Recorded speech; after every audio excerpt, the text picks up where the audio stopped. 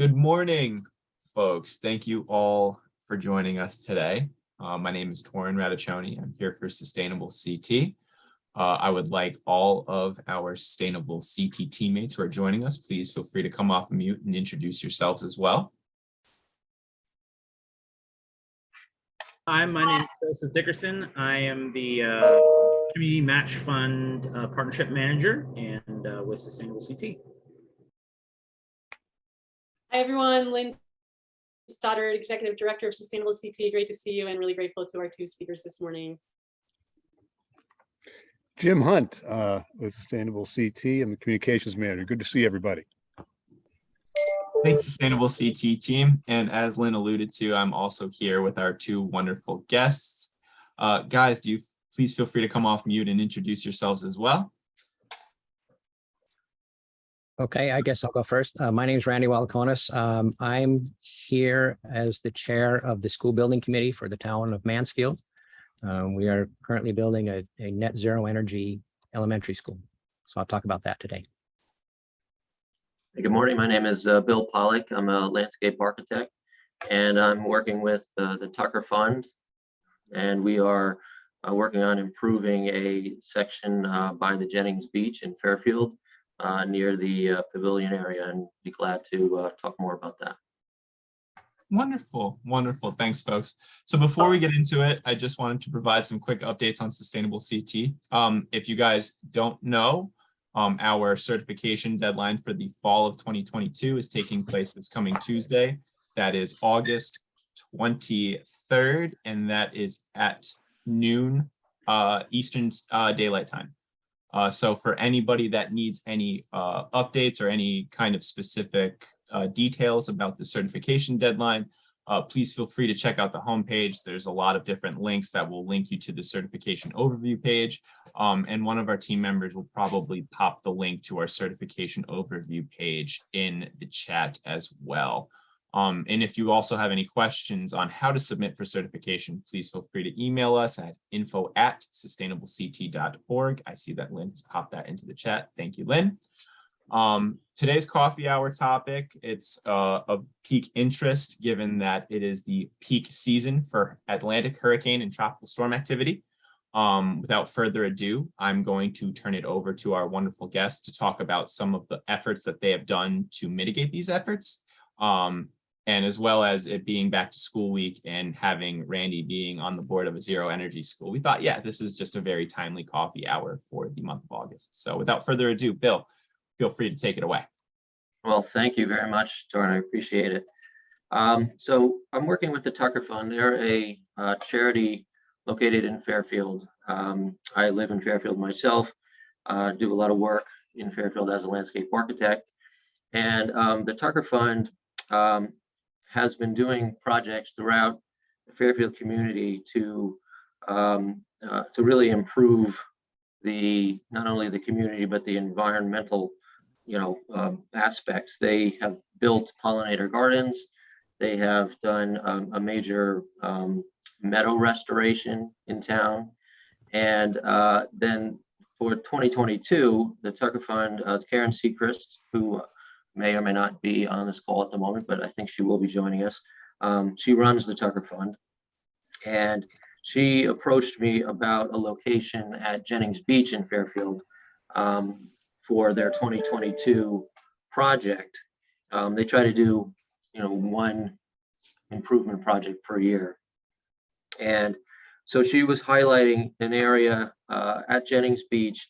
It's not the entire Jennings Beach or that comprehensive, but it is an area that's that most people who know Jennings Beach would certainly know about.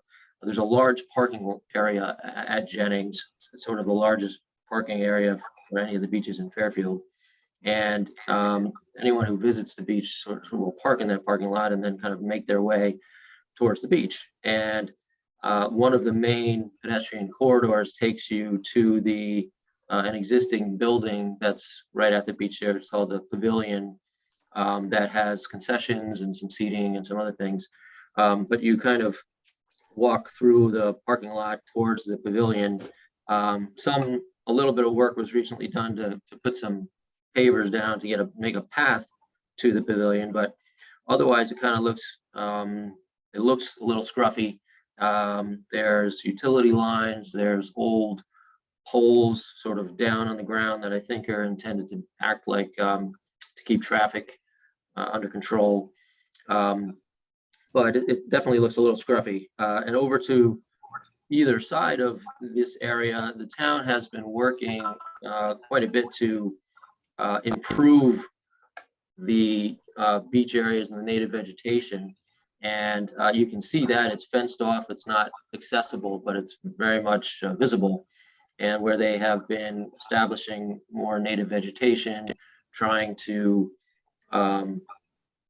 hold the, hold down erosion, and also then of course improve for wildlife.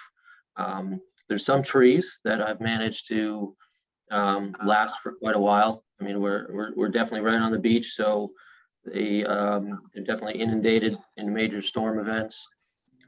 They've certainly been flooded in storms like Sandy and similar kind of storms like that.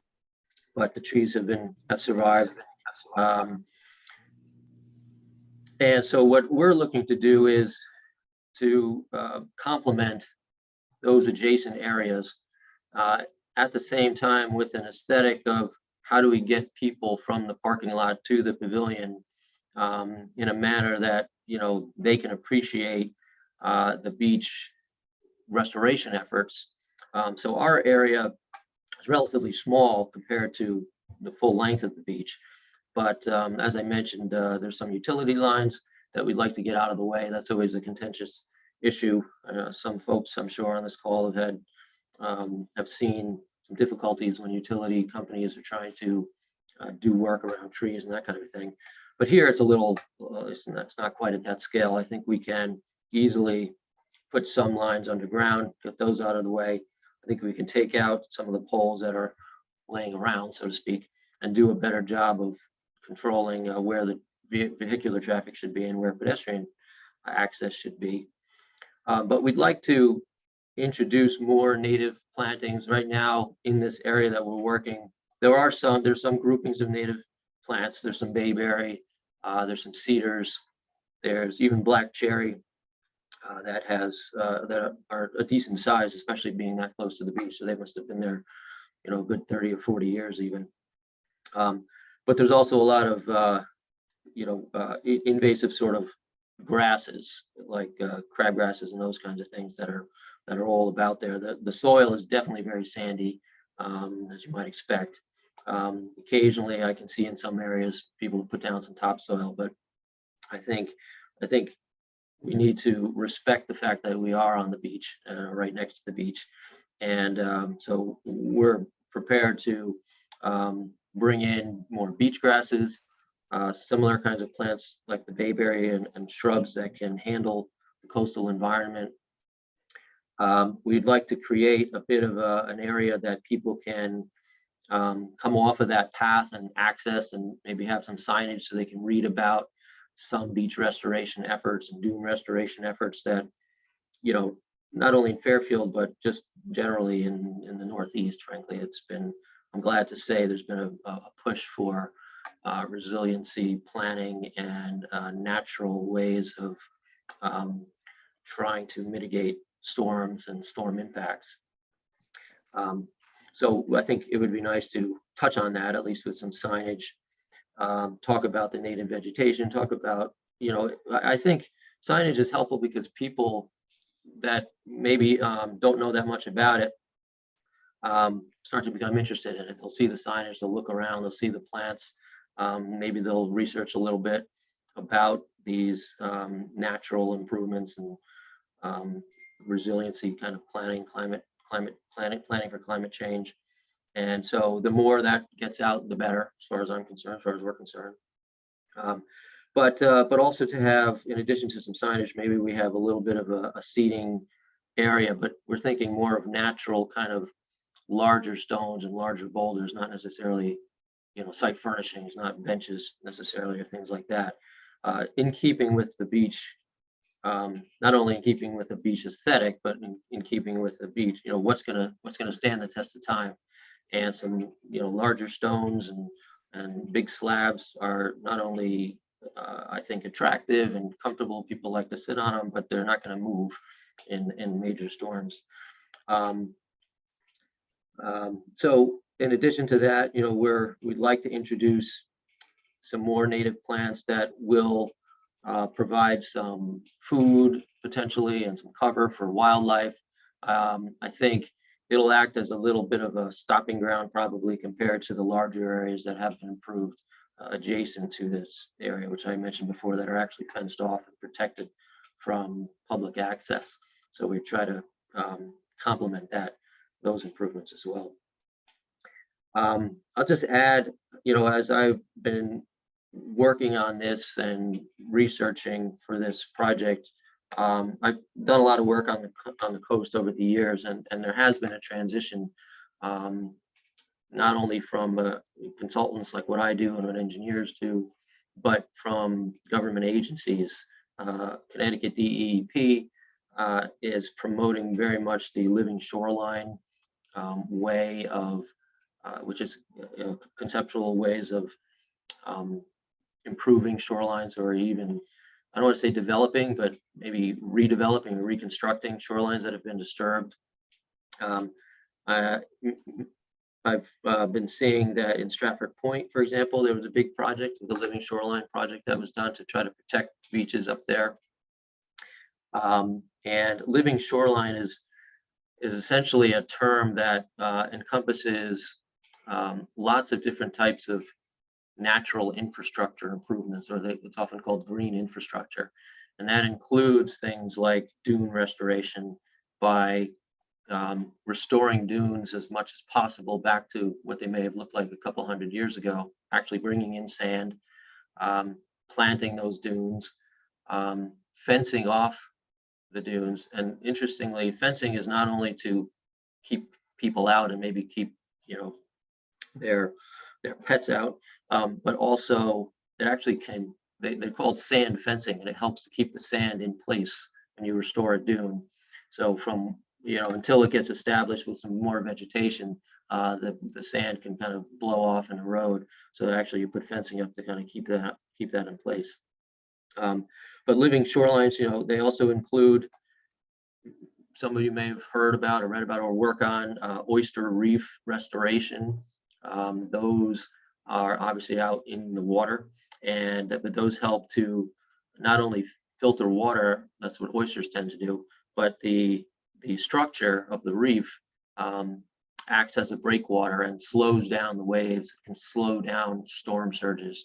So you can often combine a lot of these design efforts to create these living shorelines.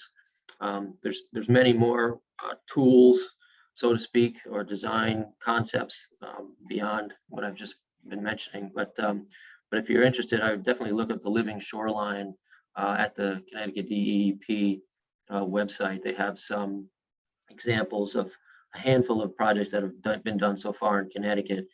There's others that have been done up and down the East Coast, down the Gulf of Mexico, and other places. So it's not necessarily a new concept by any stretch, but I'm just glad to see that it's becoming much more popular and almost required.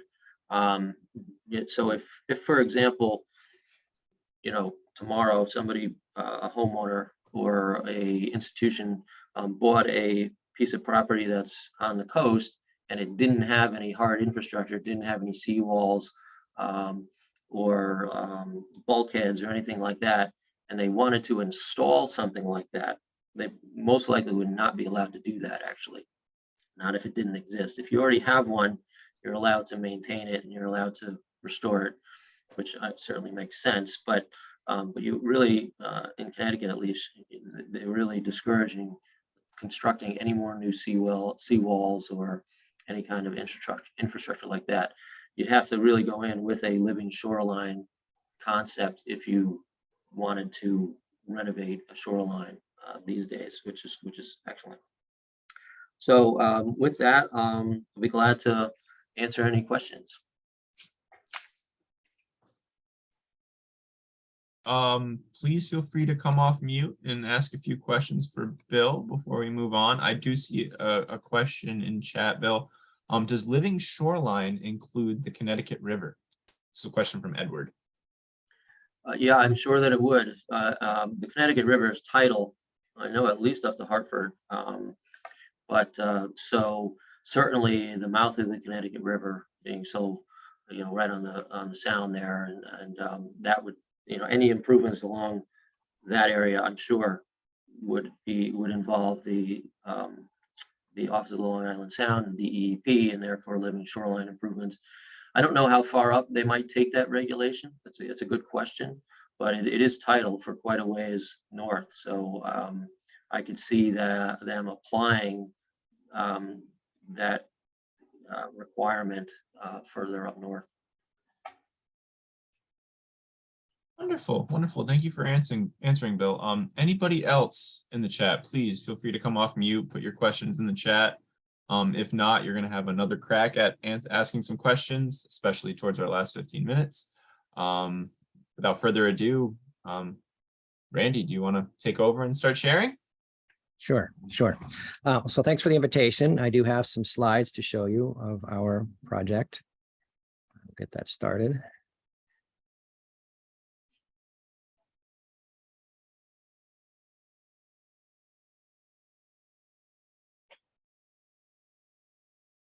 All right, you see that? Okay. Perfect. All right, so we have a school building project going on in Mansfield. We had 3 old elementary schools which were in need of a tremendous amount of renovation and updating because they weren't meeting our educational needs. We also had far excess capacity because our enrollment has declined over the last couple of decades, as has most districts in Connecticut.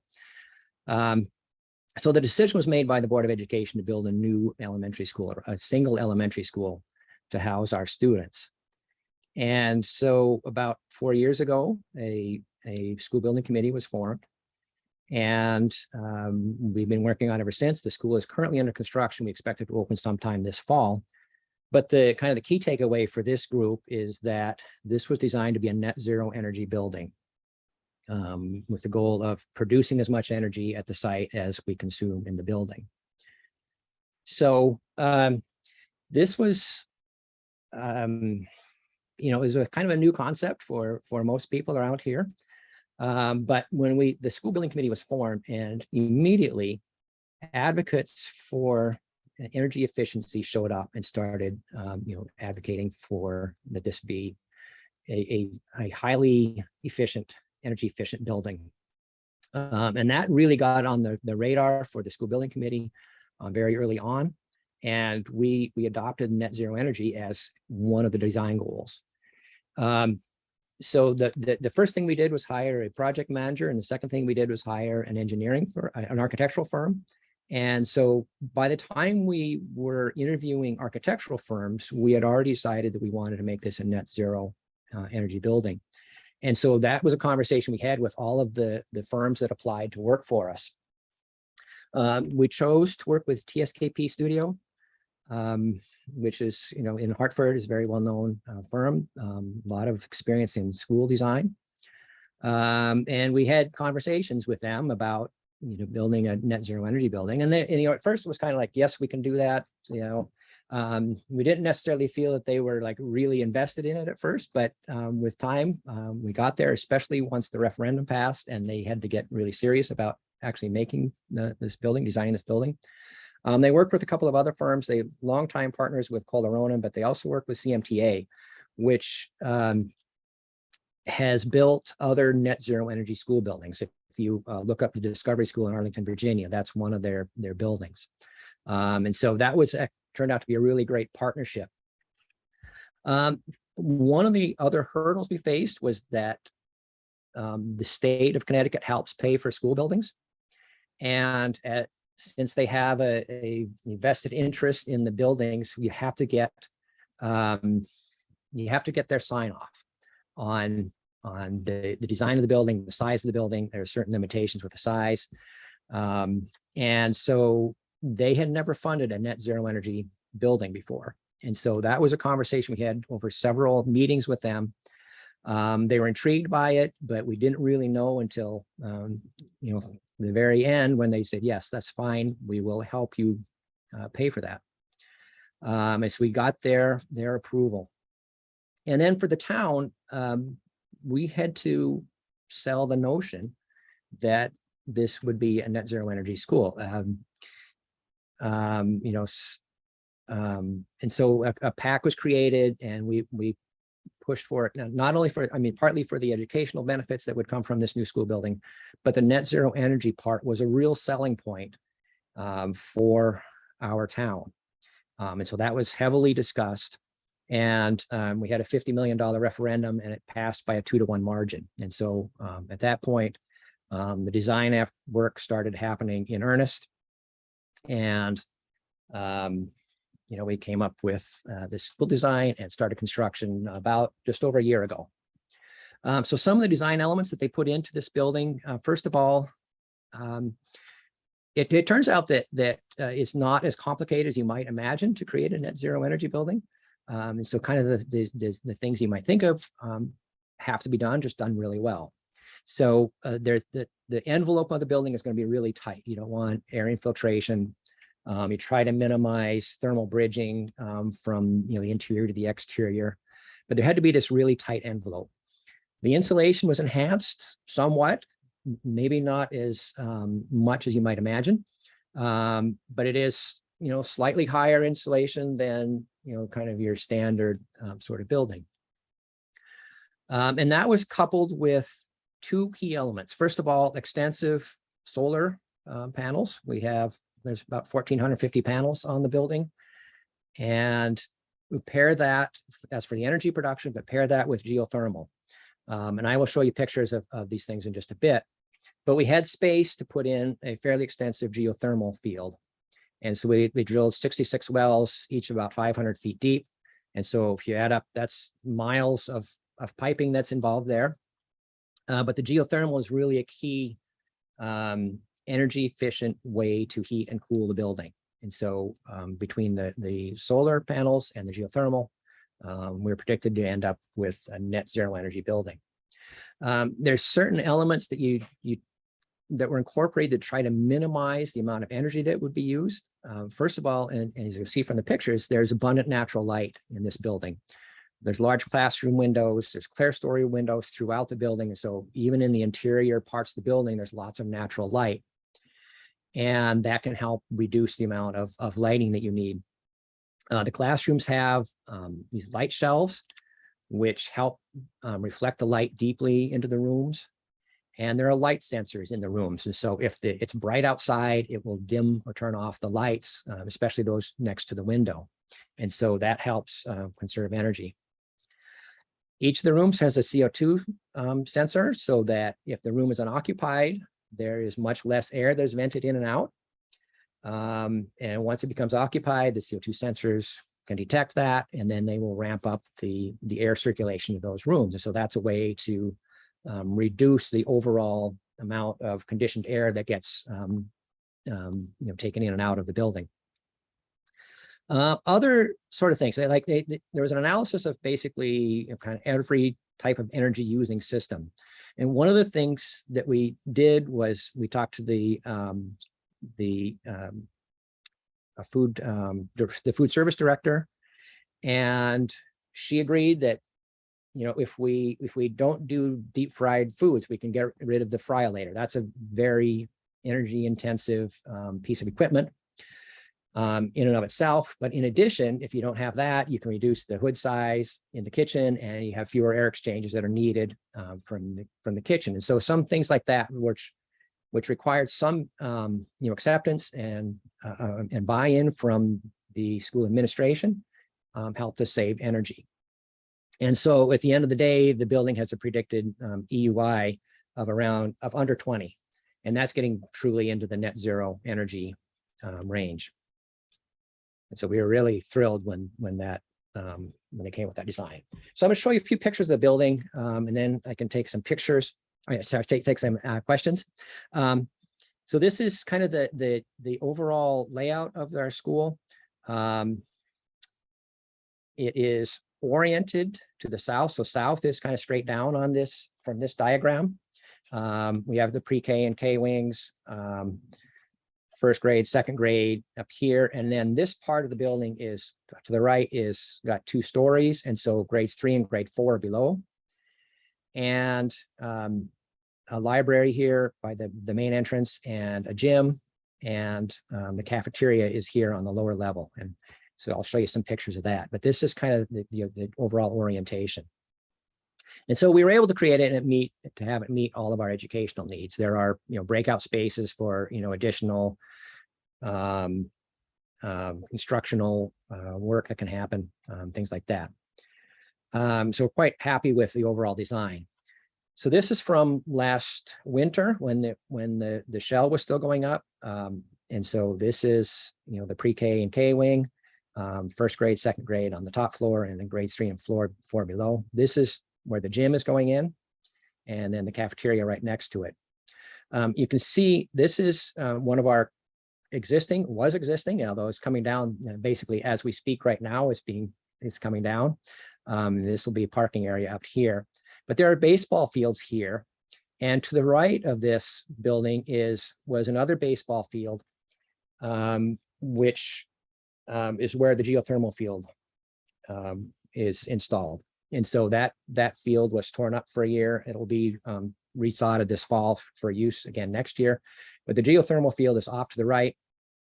And there's a black manifold over here, which the geothermal is tied into. And then from that manifold, the conditioned fluids come into a mechanical room that's here. And so that was last fall or last winter. And now this was last week, looking from the opposite direction. And so the south is to the right on here. And you can see we have 1, 2, 3, 4 big solar banks on the top for the energy production. And so the orientation of the building helps maximize that. You'll see in the middle there's part of this has got a flat roof, and then the roof of the gym is flat. And that allows for the clerestory windows to be present above all the hallways and into the classrooms to help maximize the natural light. And then from the opposite direction, you can see the baseball fields in the background, the solar panels on the top. And then from the southern view, you can see the classrooms and the solar panels there. So from the inside, this is clearly an unfinished classroom. We're getting close. We got cabinetries going in.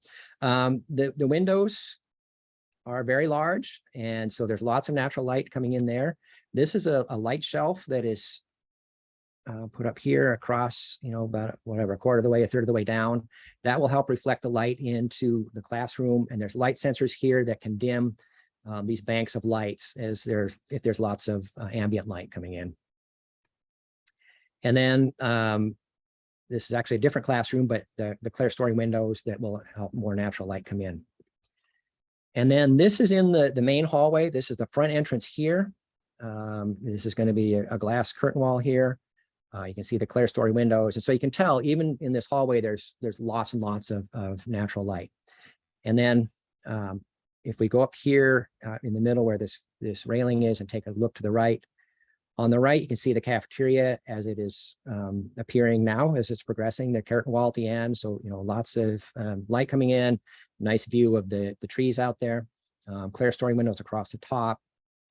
And I would just say this was the rendering on the left, the rendering of what this cafeteria would look like when it's finished. And you can see, between the rendering on the left and the way it actually looks right now, it's looking like it was intended and as expected. This is a picture from the geothermal field. This is now buried. You can see the wells sticking up with the pipes coming out of them. About 66 of these wells, and those are all connected to that manifold and then into the school building. This was the outfield of a softball field, and that's it's being restored now. And this is where the geothermal system comes into the school, and then it's used to condition the heat and cool the air. And then one last thing I want to mention here is that this is a completely self-contained site. The stormwater, we're not on a sewer system there or anything like that. So the stormwater that comes off of the building and off the parking lot is going to be absorbed into the ground there. The soil we have here in Mansfield is glacial moraine. Water drains into it like it would go through a screen. And so there are two of these very large drain fields that the water will come into, and it can percolate down into the ground through there. If there is, once in 500 year, once in 1,000 year sort of rainstorm, which will probably become more common with climate change, and these can't handle it, there is a diversion that comes off of there, and it goes into this drainage field. There's actually 3 different lines that will come into this drainage field. Although the way that the water gets absorbed in the ground here, it's this retention pond is not going to be used a lot. So just a few comments on broader impact. When this town was discussing the idea of building a net zero energy school, I mean, it's like everyone, I think, in town was engaged in it in one way or another to talk about and discuss it. And so I think it just like in terms of a general awareness. The town of Mansfield is really moving towards extensive solar production. And we can thank Lynn for a lot of this work, but solar is going on. Our middle school, it's been added to the high school. There's a large solar array that's planned for the landfill area of town. But we also see this as an example for other schools and other districts. We have an energy dashboard that's going to be going in, which will show the real-time data. It can be downloaded from, to use in classes and things like that. And our curriculum is being enhanced to incorporate it. The administration, the school has been wonderful. They've really bought into using this building as an educational tool. We have some of our teachers are being trained. They had grant this summer to go to Denmark to learn about an eco school. And so they're going to bring back, things that they learned from that. I've been contacted by other districts that are looking at school construction, and they're kind of waiting to see how this turns out for us. But there is a lot of interest in other places building a net zero energy building. The state is now willing to fund net zero energy schools. We had ours was the first. Now, some of the schools in Manchester are getting built as net zero energy schools. And so that's, I think, a very positive step. The governor's been out to the site and is interested in how this turns out. And we've had, plenty of coverage in the media. It's been in the Current and other places like that. So that's the end of my slides, but I'd be happy to take questions. I will stop sharing here. Well, thank you, Randy. That was a very informative presentation. In terms of questions, it looks like you have several in the chat. I'm going to let some of those people come off mute and ask them themselves. Stephen, it looks like you have several, so please, you have the floor. Is that me? Yep. Okay, yeah. Yeah, this is so encouraging. In fact, I've heard about this. I've been promoting this. I'm from Greenwich, Connecticut, and we're struggling in Greenwich to recognize that climate is changing. And good news is that this school is an example for a new school we're about to build. So it's really terrific that you guys are setting the stage and example for us. Here are a couple of questions. Is there any gas at all being used on site for cooking, for instance? No. This is all, the building is all electric. The only fossil fuel is for the backup generator. And what is your projected dollars per square foot on construction? Oh, I have to think about that because I don't recall exactly what the number is. I'm sorry, but I was the premium. I'll say. I mean, the question is, kind of goes towards the premium for the net zero energy and kind of payback time and so on. For us, the payback time is going to be in a single digit number of years, less than 10. Right. The premium, I think, is less than 5%. I mean, solar panels are pretty common now in buildings. And so, is that kind of your standard base, or is that really considered part of the an enhancement? The extra insulation is fairly trivial. You don't have to go to triple glazed windows. You can use double glazed windows. And so that's not an extra amount of, you're not spending extra on that.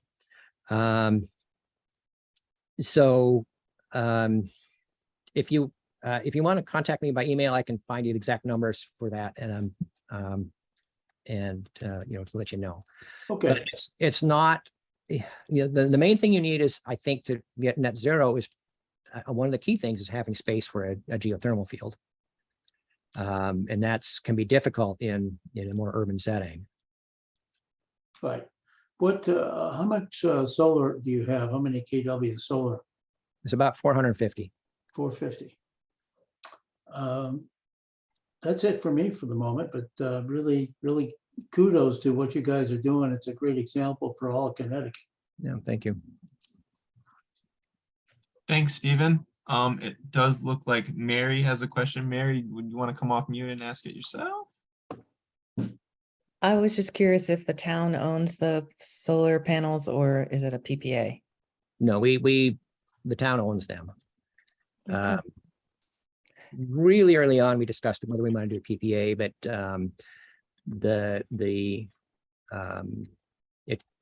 we're able to do it within our budget, so we own them. And is that true of the other solar you're talking about at the other schools? Lynn might know. I don't actually know. I think that the town owns it. No. Okay. Okay, thanks. Thanks, Mary. I see a question from Charlotte. Yeah, I was just wondering if there were any plans for managing snow on the roof. Otherwise, it would be blocking the light. And if we get more serious snowstorms, I was wondering if there's a plan in place for that. Yeah, our maintenance team has been working with the architect and the builder to figure out how to manage that. They do not seem to be worried. Ah, good to know. Yeah. I think I saw a question from Sabina that I think came directly to me. Sabina, do you want to ask, or would you? Oh, there you are. Hi, welcome. I don't know why. Do I look a little bit hazy there? You look a little blurry, but we can hear you. Well, okay, good. I wanted to know whether you had any pushback from the developers in terms of geothermal versus air source heat pumps, and whether there's any incentive differences right now. The design team actually favored the geothermal, I think. So there wasn't really pushback on that. And in fact, we didn't care particularly as long as they could get to the net zero energy. And so we had the space for the geothermal. We did a couple of test wells and they performed really well. And so, the size of the geothermal field is based off of those results. But there wasn't any pushback from them. And the incentives are very positive here in Connecticut for the geothermal. I know on a commercial project like this, I don't think there wasn't a lot in terms of incentives for us. Is there any reason why you went vertical versus horizontal? Just to get the capacity. The horizontal, we wouldn't have had two problems. The horizontal, we would have had to get the miles of piping that we needed. It would be very hard to do in horizontal.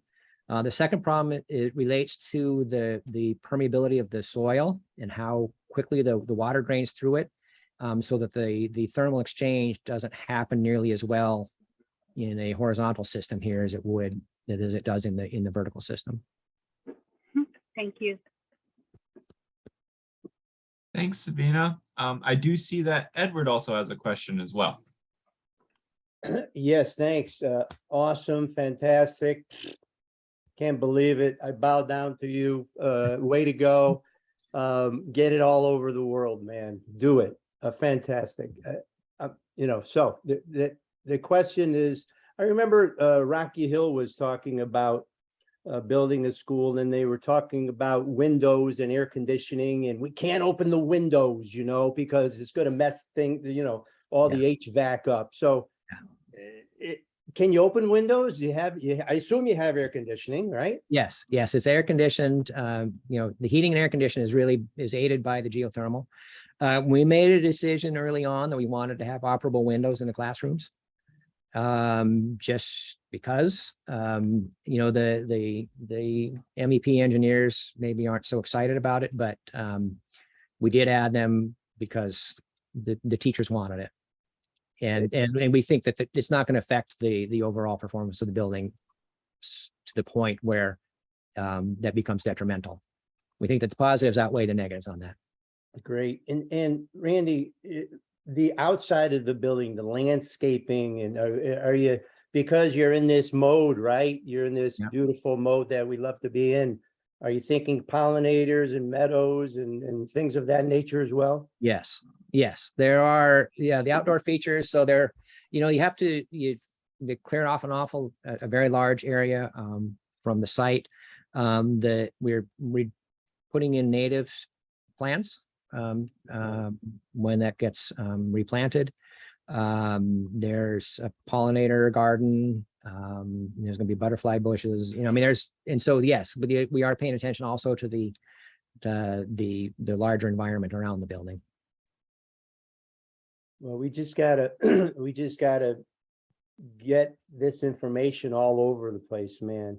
People need to know about this. So, from me to you, thanks for the work you're doing. Yeah, but I think that the hurdles that we're encountering are just not that great. They're not that big, and so to the extent that we are going to hopefully be successful in achieving net zero energy, it's not an impossibly high hurdle for other districts to meet. And the state had they have strict limits on the square footage and how much they're willing to spend based on that square footage. But we were able to work within those guidelines to create what we think is going to be a really great school for educational purposes as well as for the energy efficiency. Randy, I've got a question. For you. You mentioned the payback period, and I'm sure you've done all these calculations. Is the upkeep of the building, the maintenance of the building, significantly higher than what would be a normal build or previously what they did before? Yeah, I don't think so. Well, if you compare it to our old school buildings, which had nothing in them, Right. I mean, they weren't even insulated in parts of them. So probably higher maintenance than that. But we put on a 30-year roof. The mechanicals, we try to get high quality mechanicals. So there are systems that are going to have to be maintained. And so there's probably some higher maintenance than what we were used to before. But Well, I was thinking as an example is the solar panels, the technology for which has now seems to change almost every 5 years. I mean, there's a very short span for new retrofitting of solar panels, particularly. I have no idea what the geothermal might represent in terms of technology pace. That would be another one, I assume, but just as an example, like the solar panels. So in 5-10 years, when you need new solar panels or you need to somehow progress with that sort of thing. So we have 25-year warranty on our panels. Wow. Okay. There's a certain percent degradation that happens year over year. But the design team says that even accounting for that after, 20 years, we should still be okay. But your point is correct. There is some cost to that, and there's going to be there's a lot of technological changes over time. Sure. One last question. CMTA, who are they? They're a firm. They are, I think their headquarters is in Kentucky. They have a Boston office as well. But they have done several schools down in the Virginia, Kentucky area. But They are, I think, probably the premier net zero energy school building engineering firm.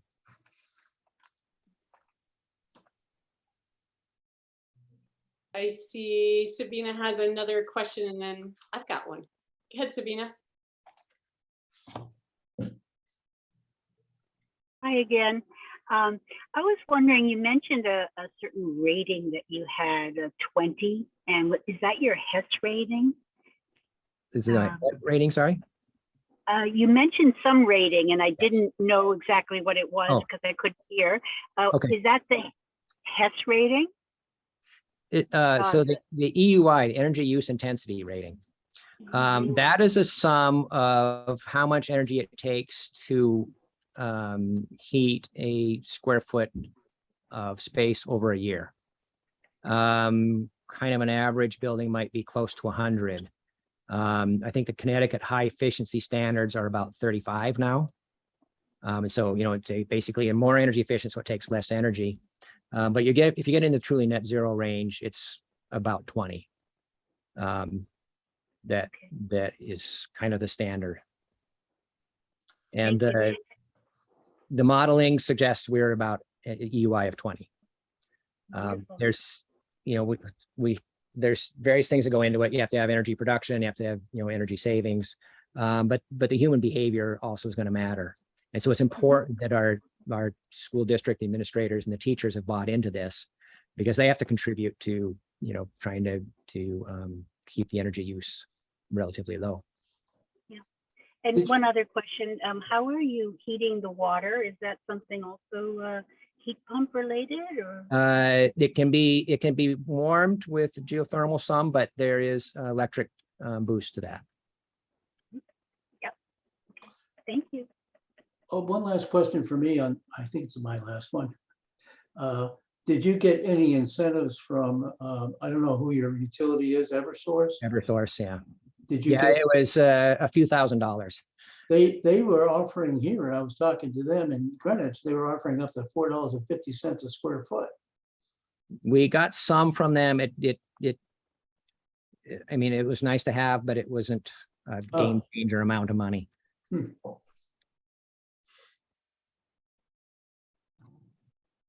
So Randy, I've got a question for you. Thank you so much for your leadership. I mean, this is amazing. You're inspiring everyone. And related to that and some of these questions, there's a lot of interest from other towns. So you've paved the way a little bit with the state on the funding on this and a lot of the other perceived hurdles. What 2 or 3 pieces of advice would you give to a town that's thinking about following in your footsteps, and maybe what the next edge is, if that's adding batteries in or something like that? Curious to hear what you'd say to these folks. Batteries would be great. You know, I think we get to solid state batteries. That would be really great. You know, I think it should be the standard for municipal buildings now to be built as net zero energy.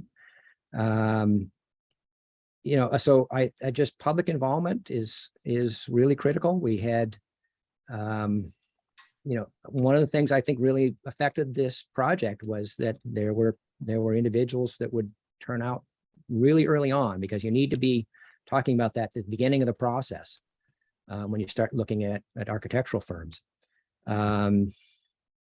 So you know, an engaged group of citizens can make a big difference. And I think for our town, that the net zero aspect was a real selling point for this school.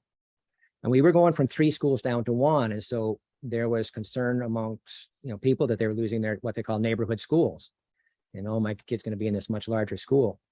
And you can understand that.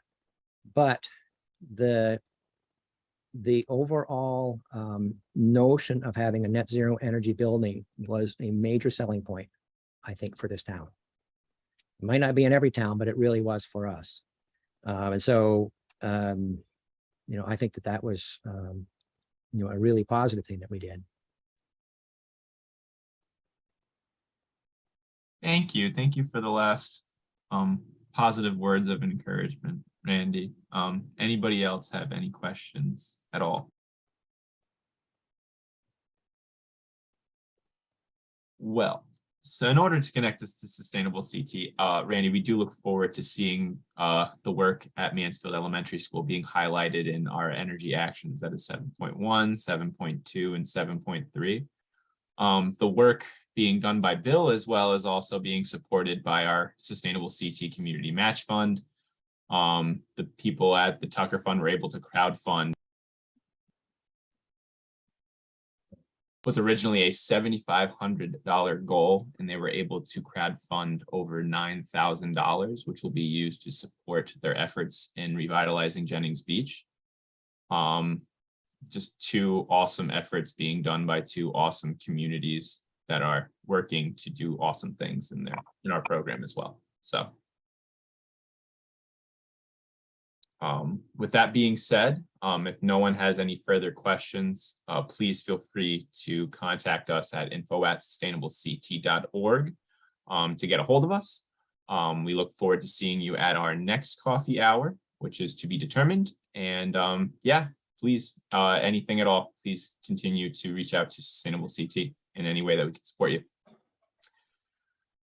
Take care, folks. Thank you for your support. Thank you so much, Randy and Bill.